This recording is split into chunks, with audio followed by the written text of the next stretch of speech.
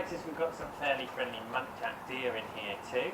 About 10 of those as well, so keep your eyes peeled for them. But they've got access to this entire area, so there are plenty of places for them to hide away. And certainly for the squirrels up in the trees, you need to be looking everywhere to have a chance of seeing as many as you can. But we do have other red squirrels that we house off display. They tend to be our slightly less friendly ones, the ones that won't necessarily approach you and jump on you like these guys here. And that's because we are part of a release program. So we want to try and keep them as wild as possible, so that we can get them back out there where they deserve to be, out in the wild. Now in terms of that release program, mainly it focuses on the islands like the Scilly Isles, so Tresco, also Cordy Island off the coast of Wales too, where some of our squirrels have been released very successfully. They are monitored and maintained to ensure that they are doing it very well. But over on the mainland, sadly, we cannot release any of our red squirrels because sadly they would just, they wouldn't survive in truth. And this is because back in 1876 we decided to introduce the grey squirrel to the UK.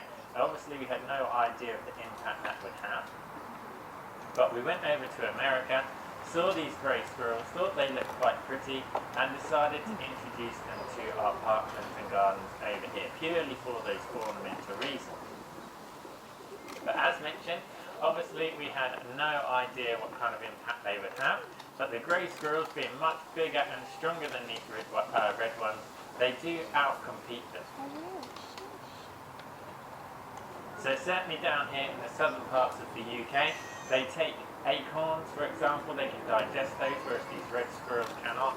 Also the hazelnuts even, they can digest them when they are far less ripe as well, compared to these red squirrels again. And we typically have these over here, woodlands down here in the south.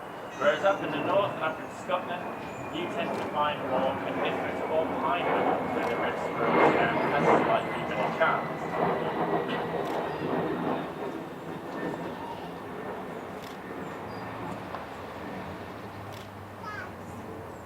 And also the grey squirrel does carry a squirrel pox or parapox virus, which in effect is a bit like chickenpox for squirrels. And with the grey squirrels being a bit bigger and stronger, they can withstand it, but pass it on to these red ones, just using the same tree is enough to pass it on, and it will then sadly kill the red ones off within a couple of weeks or after.